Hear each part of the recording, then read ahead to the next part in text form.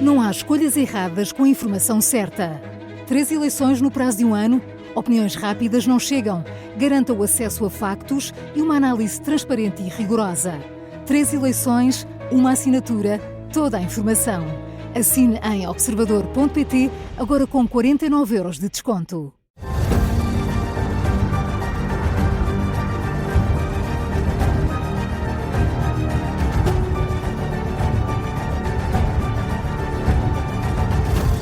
Está no ar o Domínio da Guerra da Rádio Observador, sempre com o Major-General Arno Moreira. Olá, bom dia. Muito bom dia a todos. Bem-vindo, General. No início desta semana, na segunda-feira, pelas 11h33, Portugal Continental ficou sem eletricidade durante largas horas. O colapso energético paralisou praticamente o país e afetou a vida de milhões de portugueses e de empresas. Agora que tudo regressou à normalidade, General, que balanço devemos fazer do ponto de vista da segurança e da defesa? E nós temos que trazer obrigatoriamente este tema para o domínio da guerra. Porque o que nós estamos perante é um acontecimento muito relevante do ponto de vista das implicações para o funcionamento da sociedade e, consequentemente, também para o domínio da segurança e da defesa. É óbvio, sim. Até porque muito se especulou logo na altura. Temos muito para aprender com aquilo que não é um exercício, aquilo é a realidade que colapsou em cima de nós. Bom.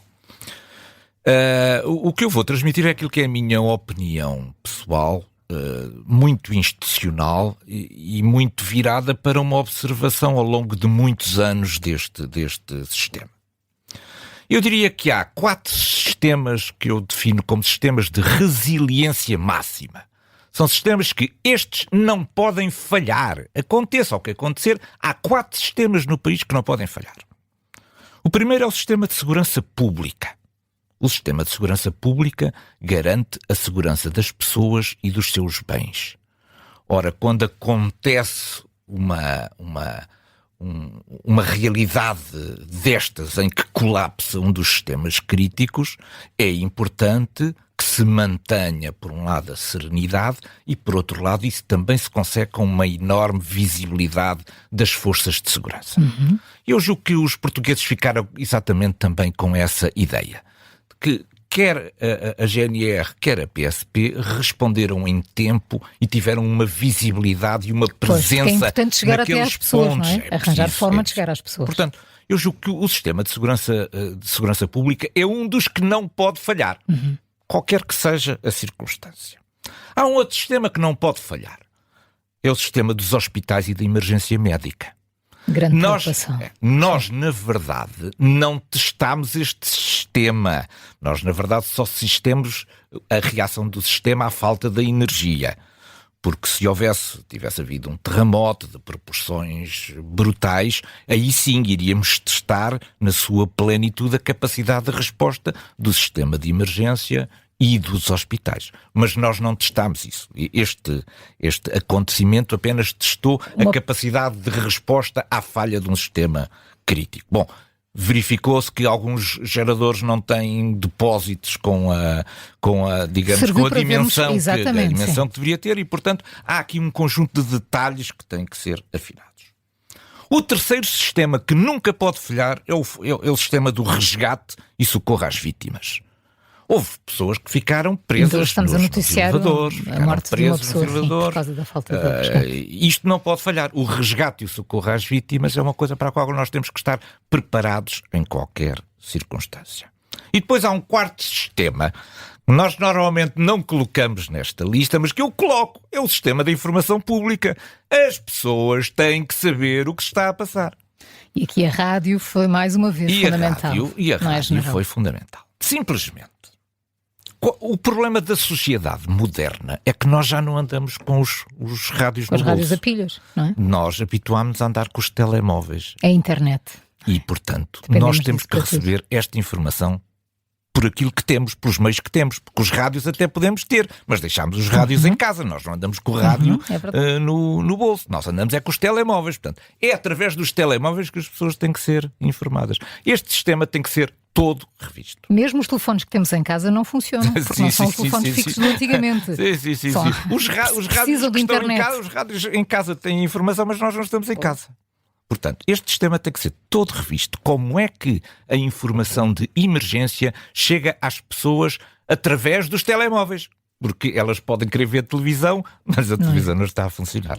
Podem querer aceder ao rádio, mas deixaram o rádio em casa. Portanto, tem que ser através dos telemóveis. Estes são os 4 sistemas que não podem falhar. Se falhar o sistema de informação pública, vai haver filas nos supermercados que eram desnecessárias porque o sistema já está a ser reposto. E as pessoas não tinham que correr para os supermercados. E, portanto, é importante manter estes 4 sistemas, são o que se chamam os sistemas de resiliência máxima. Segurança pública, hospitais e emergência médica, resgate e socorro às vítimas e informação pública. Depois, há aquilo que eu chamo os sistemas críticos. Os sistemas críticos são aqueles que dão qualidade de vida às pessoas. Isto é, a sua ausência, a sua inoperância, o não acesso a estes sistemas críticos provoca na vida das pessoas, transtorna a vida das pessoas e provoca um grau de desconforto tremendo. Normalmente as pessoas não morrem por falta destes sistemas críticos, mas eles impactam no funcionamento da sociedade e da sua economia. São 3 os sistemas críticos. É o sistema elétrico, é o sistema de telecomunicações móvel e é o sistema de água. Estes 3 sistemas são sistemas críticos e estão interligados uns aos outros. Como, aliás ficou demonstrado. Exatamente, sim. Estes sistemas vão falhar em cadeia. Quando falhar o sistema elétrico, 1 hora, 2 horas, 3 horas depois, vai falhar o segundo sistema das telecomunicações móveis. E passado mais 1 hora ou 2, vai falhar o sistema de abastecimento de água. Aliás, como se viu, portanto, não é? a rapidez com que nós somos capazes de repor o sistema elétrico vai evitar o colapso dos outros sistemas. Isto é fundamental termos esta ideia da importância da rapidez de repor o sistema elétrico outra vez. Bom, sobre o sistema de telecomunicações móveis, elas falham por, digamos, 3 razões. A primeira é que, sendo uma situação anormal na vida das pessoas, toda a gente vai procurar fazer chamadas telefónicas e, portanto, a rede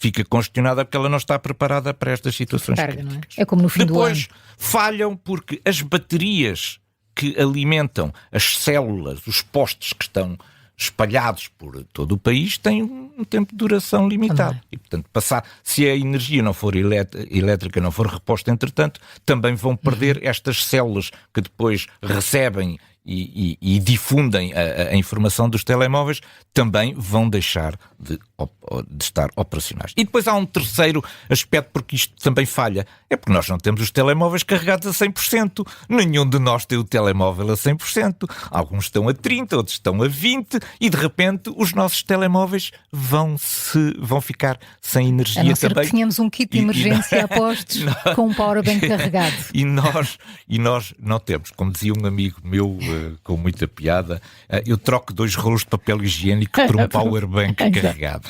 Já há uma série de memes a circular. Aqui um abraço a estes meus amigos.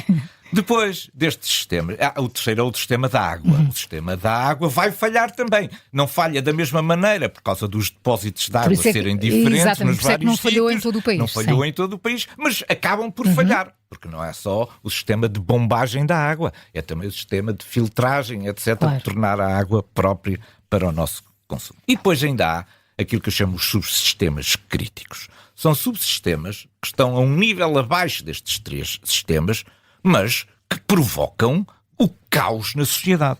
Um é o sistema de transporte. Se nós tivéssemos os autocarros todos elétricos, como é que tínhamos tirado as pessoas de Lisboa? Nós temos que pensar nestas coisas. Quer dizer, esta ideia da eletrificação até ao limite, o que leva a que o metro para, a CP para, portanto os comboios General, param. só E para como é ter que uma nós tiramos ideia, as não pessoas havia daqui? semáforos, só o facto de não haver semáforos, eu que faço 10 minutos entre Alvalade e Campo de Ourique, demorei 2 horas. Claro. O sistema Só de por causa dos transportes é um semáforos. sistema fantástico. Nós só conseguimos tirar as pessoas de Lisboa porque os autocarros não eram elétricos.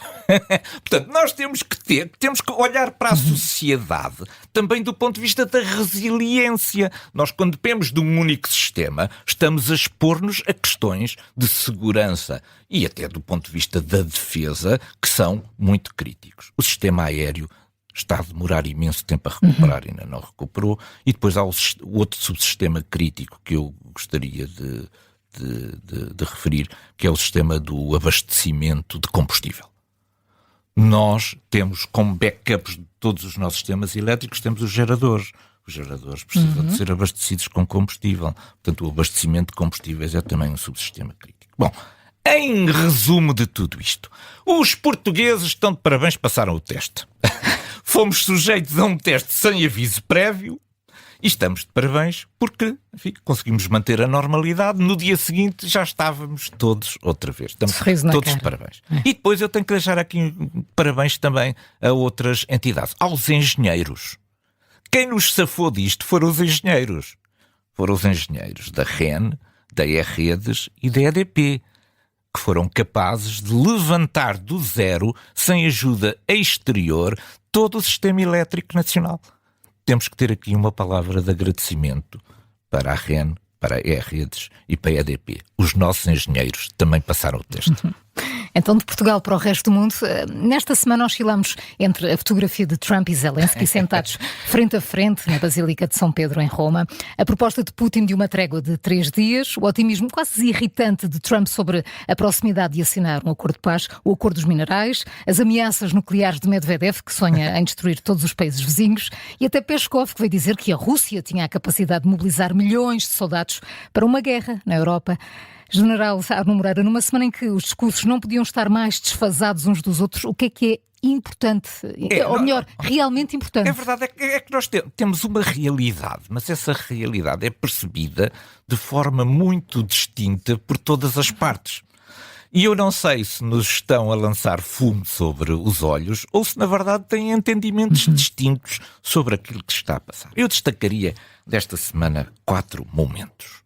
O primeiro momento é aquele mais simbólico e mediático, que é aquele... Olhos nos olhos. Os olhos nos olhos. Entre Zelensky e Trump na Basílica de São Pedro. O que eu julgo que todos estávamos à espera era que entrasse um raio de luz, não é? Entrasse de repente um raio de luz que iluminasse aquela reunião. Mas esse raio de luz não entrou. Bom, de qualquer forma, sabemos, o encontro demorou 15 minutos. Estava previsto, pelo menos pelo protocolo, que haveria mais gente sentada à volta, porque havia cadeiras a mais, havia cadeiras a mais, mas na verdade as cadeiras desapareceram e ficaram reduzidas à cadeira de Trump e de Zelensky. E eles estavam relativamente próximos um do outro. Não transpirou deste encontro muita coisa, apenas transpirou que tinha sido produtivo e que poderia ter sido histórico. Mas, na verdade, destes 15 minutos, e do pouco que sabemos, também não é mau sinal sabermos pouco. Não é mau sinal. Significa que as coisas que foram tratadas devem ter sido relativamente importantes. Porque se não fossem importantes, provavelmente nós saberíamos mais. E, portanto, pode ter havido aqui compromissos orais estabelecidos entre os dois líderes que podem facilitar, ou que podiam na altura facilitar, 2 temas que estavam pendentes. Um dos temas tinha a ver com o acordo dos minerais, de que falarei a seguir. O outro tinha a ver com a suspensão da venda do equipamento do armamento americano à Ucrânia. Portanto, estes eram 2 temas que certamente terão sido abordados nesta conversa. Bom, o segundo momento desta semana é o da assinatura do acordo sobre os recursos naturais da Ucrânia. Esta versão já não tem nada a ver com a versão original. E Zelensky fez muito bem em dizer que não à primeira assinatura. À primeira assinatura. Esta coisa de sentir que um é gigante e que o outro é pequeno, que um tem as cartas todas e o outro não tem carta nenhuma, não é verdade no sistema internacional. É preciso firmeza na defesa dos nossos interesses. E Zelensky foi capaz de o fazer. Foi capaz de o fazer numa situação muito difícil. Ora, esta versão foi afinada até à última da hora, consta que ainda houve chamadas telefónicas já quando o avião da delegação ucraniana seguia para Washington. Mas eu salientaria aqui algumas alterações entre o que estava no acordo anterior e o que ficou do acordo que era assinado. A primeira era que, no primeiro acordo, os recursos naturais da Ucrânia eram transferidos para os Estados Unidos até assegurar o montante de 500 mil milhões de dólares, que era a tal dívida que os Estados Unidos diziam que a Ucrânia tinha. Ora, o novo acordo já não diz isto. O novo acordo diz que os recursos naturais da Ucrânia permanecem sobre a pertença da Ucrânia. Isto é um passo muito significativo. Depois, havia a constituição de uma comissão que tinha 3 elementos dos Estados Unidos e 2 elementos da Ucrânia. Portanto, os Estados Unidos estavam à partida em maioria. Acabou essa figura e, neste momento, a comissão é paritária. 3 elementos dos Estados Unidos, 3 elementos da Ucrânia. Depois, no primeiro acordo, dizia-se que a Ucrânia tinha que compensar os Estados Unidos pelo fornecimento, pela ajuda norte-americana desde o início da guerra. Quando todos nós tínhamos ficado com essa ideia, Zelensky também, que a Ucrânia estava a fazer uma guerra também em favor dos Estados Unidos e que os Estados Unidos... Quer dizer, a guerra que a Ucrânia estava a fazer não era apenas sua, era para defender o sistema ocidental e, nesse sentido, era também representante dos Estados Unidos. Portanto, a Ucrânia não devia nada aos Estados Unidos, porque a Ucrânia tinha dado o seu sangue, suor e lágrimas durante estes 3 anos também para defender a ideia ocidental. Pois, o acordo, tal e qual como ele estava desenhado antes, pelo contrário, dizia não. Existe neste momento uma dívida da Ucrânia que tem que ser paga à cabeça. Ora bem, isto desapareceu também deste acordo. Não há dívidas anteriores. O que há agora é pagamentos em face daquilo que for a ajuda prestada pelos norte-americanos, o que parece absolutamente justo. Mas ainda havia mais coisas nisto. É que o acordo anterior previa que 50% das receitas atuais da Ucrânia, que eram obtidas da exploração, do gás, do petróleo, etc., 50% dessas receitas revertiam... A Ucrânia tinha que dar 50% das receitas que tem atualmente. Ora, no novo acordo não é assim.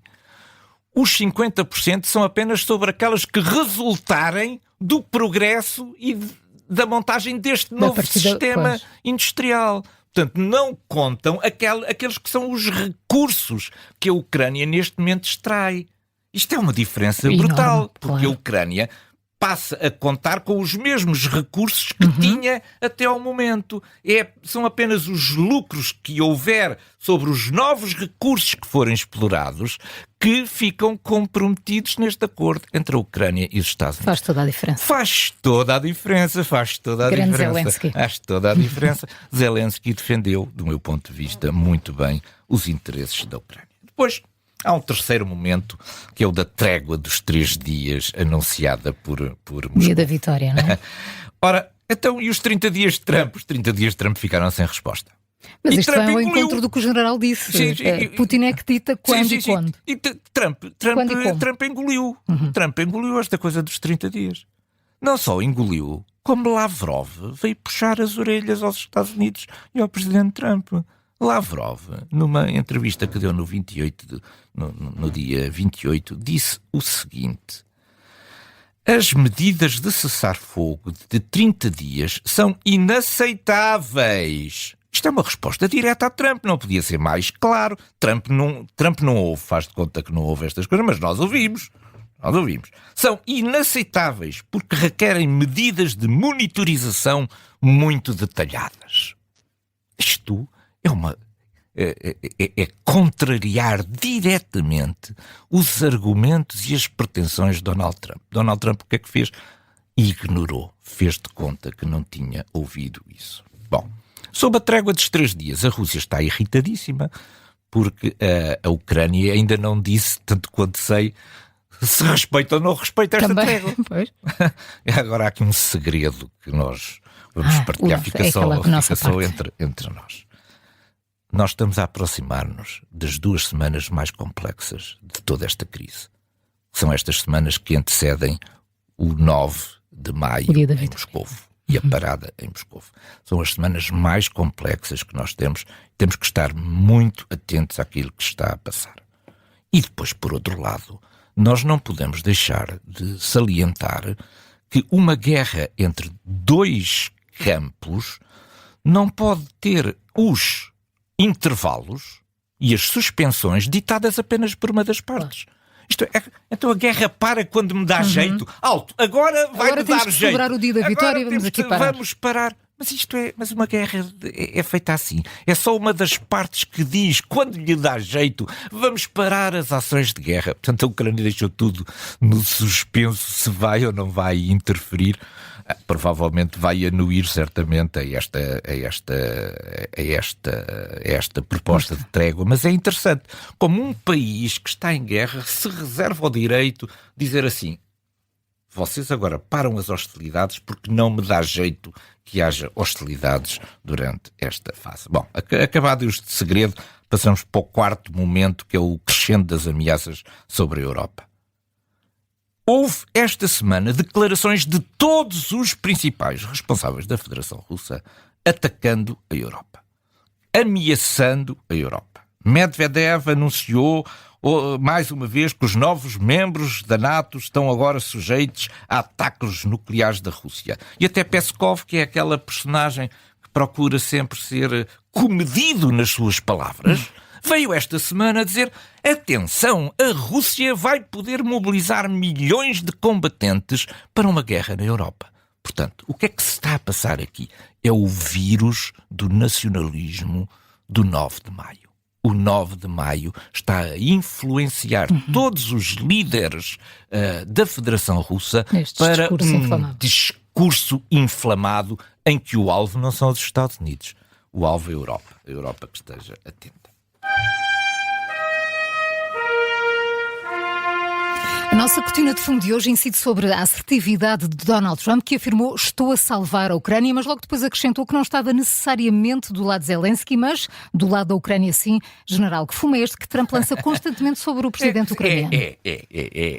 Trump já descobriu uma coisa desde o início. Isto é tudo muito mais difícil do que aquilo que parece, ou do que aquilo que ele queria, que ele gostaria que fosse, e já descobriu que a sua válvula de escape é Zelensky. Se tudo falhar, ele já escolheu Zelensky. Portanto, ele está sempre a sinalizar Zelensky, e quando fala eu estou do lado da Ucrânia, diz não necessariamente do lado de Zelensky. Portanto, ele já escolheu quem será o responsável no caso de tudo vir a falhar. O responsável parece que nunca é Vladimir Putin. Simplesmente, esta desvalorização de Zelensky tem uma implicação que não sei se Trump já mediu na sua plenitude. Essa implicação é o seguinte: a narrativa da Federação Russa é que Zelensky é um presidente ilegítimo. Ora, Trump não deveria participar nesta narrativa. Trump deveria dizer para os Estados Unidos: Zelensky é o presidente da Ucrânia e todos os seus atos são legítimos. Ainda não o fez e, pelo contrário, continua a alinhar no discurso contra Zelensky. O que é que vai acontecer? Isto já se lê nas entrelinhas de quem vê a comunicação social russa. Então, diz a comunicação social russa, então se Zelensky é ilegítimo, nós não estamos obrigados a respeitar um acordo que seja feito com Zelensky. Em qualquer altura podemos retomar outra vez a guerra. Isto é, mesmo que Trump consiga uma assinatura de um acordo de cessar-fogo ou de paz entre Zelensky e Vladimir Putin, a narrativa russa é que esse acordo não vale, porque Zelensky não é legítimo. Portanto, há aqui uma cortina de fumo. Os dois estão a utilizar Zelensky com o mesmo propósito, mas a mim parece-me que o cenário, que Trump não estará a ver este cenário que se está a preparar na Rússia, que é, sim senhores, assinamos, mas depois este acordo não tem validade porque Zelensky não é o representante legítimo do povo ucraniano. Coisas muito complicadas de manipulação feita por o Kremlin, em que Trump se vai deixando enredar.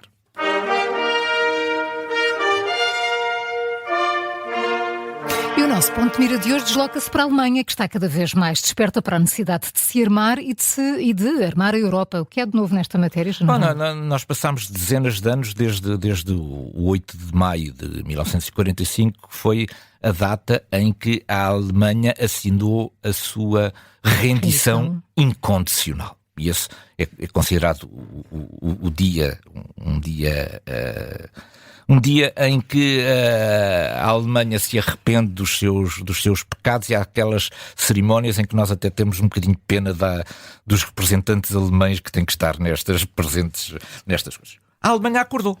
Pronto, a Alemanha acordou. Este sentimento de culpa desapareceu. E desapareceu também por causa de Vladimir Putin. E o que é importante aqui? É que houve uma cerimónia que tem a ver com a adesão à NATO da Alemanha. Houve uma cerimónia em Bruxelas. E o que é que disse Frank-Walter Steinmeier, que é o presidente da Alemanha? Os ventos mudaram. Putin trouxe de volta a guerra ao continente. Hoje, uma Alemanha mal armada é uma ameaça maior para a Europa do que uma Alemanha fortemente armada. Cá temos a Alemanha de regresso. A Alemanha está a perder toda aquela vergonha que tinha acumulado desde 8 de maio de 1945 e está aí para dar e para durar. Entretanto, esta semana todos os olhos vão estar, sobretudo, na parada militar em Moscovo. Moscovo pretende mostrar ao mundo que é uma potência militar. E, portanto, não se vai poupar a demonstrações de força no 9 de maio. É uma coisa que vamos seguir. Cá estaremos na próxima semana para falar sobre isso. General Arno Moreira, muito obrigada. Foi um prazer. É sempre um gosto, como sempre. Um bom fim de semana para si para todos. também. Muito obrigado.